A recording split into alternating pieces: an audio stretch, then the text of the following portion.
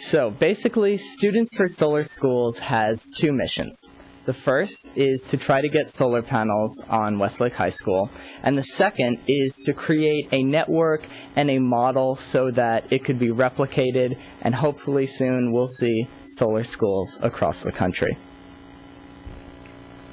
So how I got the idea and how I started this actually started a few years ago when I was selected to be one of 15 California climate champions.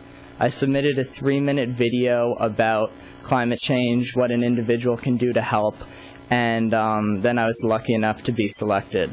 And ever since then, I've spoke at various events like the Governor's Global Summit on Climate Change, the Mojave Youth Environmental Leadership Consortium, and a few other environmental events. Now, what every member needs to do is have a greening project. And for years, I had no clue what to do.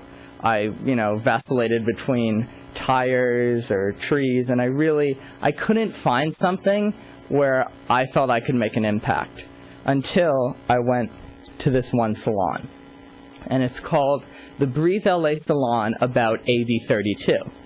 Now, what AB 32 is it's a landmark piece of legislation in California that says we are going to start doing something to solve global warming. And that's why it's called the Global Warming Solutions Act. And there I met the writer of the bill and saw a few presentations on it. And at the end, as a respondent, I asked, well, being a student, what's in it for our schools? And he gave some answer, and I thought maybe I didn't hear him correctly, or I wasn't listening, but I couldn't understand. So I sat down. Then, a few minutes later, someone else came up and said, I'd like you to answer that young man's question. What is in it for our schools? And at that point, I realized the answer was not much. And even if there was, at my school, and every school I've ever been to, I've never seen solar panels. And I believe that's something I wanted to change. And on the car ride home, I started and I designed the logo, and it all went from there. But one of the questions you guys should ask yourselves is why? Why have solar panels on schools? Why go through all the effort to do that? And of course, the first obvious reason is the environment. A 2.5 kilowatt system, which is about enough to power a few classrooms, reduces carbon dioxide emissions by the equivalent of planting an acre of trees or not driving a car 7,000 miles. And it's a small step, but I believe that's really big. Also, there are some myths about solar panels that you need like toxic chemicals in batteries or to store the electricity. That's simply not true. What you do is you have a buying and selling agreement with the utility that I'll talk about more later. And what it does is it conserves electricity because it's on site and you're not importing dirty fuel and dirty electricity from many miles away. And then what the schools like the most is the economics. As long as the sun is shining, there's basically guaranteed savings on electricity costs. And the latest estimate we got for Westlake High School is over 25 years saving $800,000, which is pretty significant, and I believe could be a model to ensure our school's long-term financial success. And also, as electricity increases every year in the price of it, your savings just get bigger and bigger. Also, solar panels last at least over 25 years, and that's just the minimum. Some are even around for 30 or 40. And I even put an image up there because that's so important, is the summer. Over the summer, there aren't many students, so even a small amount of solar panels can power the entire school and really make the school a lot of money, because in what's called a net metering agreement, you're basically buying power when it's cheap in the winter, and then in the summer, when you're generating the most of it, you're selling it back. And if you're making more than you're using, you're actually selling that back to the grid. So in a sense, the school over the summer becomes a power plant, just making the school money. And then, of course, education.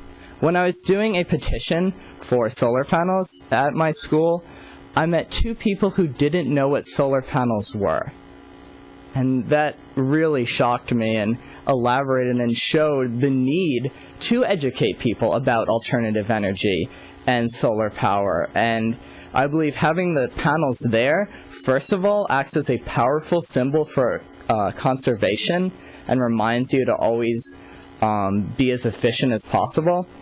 And second, like this online monitoring system, it shows you could do many different projects with that. For statistics, you could download the data and do regressions on it. For physics, you could look at the ampage and the voltage. So there are many possibilities for a cheap online monitoring system that has been already set up in schools outside our county. Now, one of the main things Students for Solar Schools has done so far is make a website, studentsforsolarschools.org. And in the past few months, when it was started in December, we've had over 2,000 hits, and we've been contacted by people around the world. I get emails every week from someone new asking, how can my school go solar? Or we'd like to, put this up on our blog. And on the website, you could find plenty of resources on how to petitions, pitches, the schools that have done it, and some other helpful resources. And one of the things we're currently developing is a plan. So a simple 5-step procedure that can help people who, want to see their schools be sustainable but aren't sure where to start. This helps them with that, and this really simplifies a pretty complex and hard thing to do. And then the petition, that's one of the things that we started, and I believe that's a great way to get publicity and to build your team up, because after I did this petition, everyone at the school knew about Students for Solar Schools.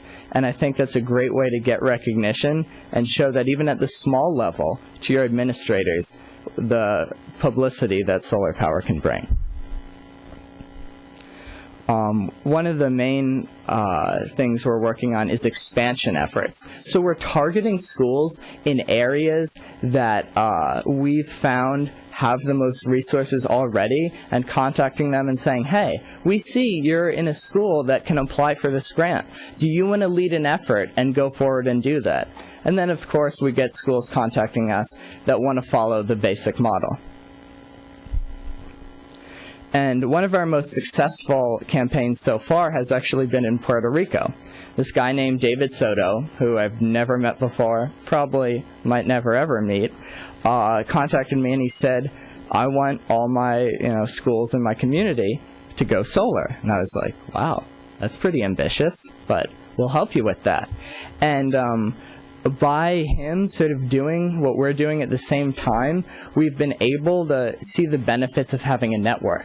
So I'll walk out of a meeting from a district meeting here and learn about the roofing requirements and the weights and all these complicated things, and then I'll be able to relay that information to him instantly.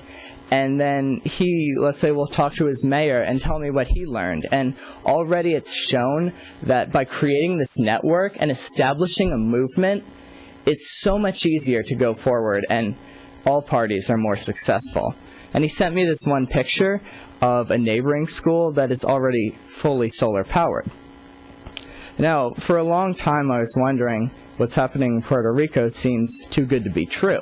Why is everyone really gung-ho there about, going solar? And the reason is they have the highest electricity prices in the country, almost 50 cents per kilowatt. So when you're talking about that, solar panels really make sense and are definitely the way to go. So one of the things we've done already is we had a Westlake High School fundraiser, and we raised $535 just by placing jars that said Students for Solar Schools in the classrooms. And after counting the coins for 2 hours, we realized that we actually made quite a good amount.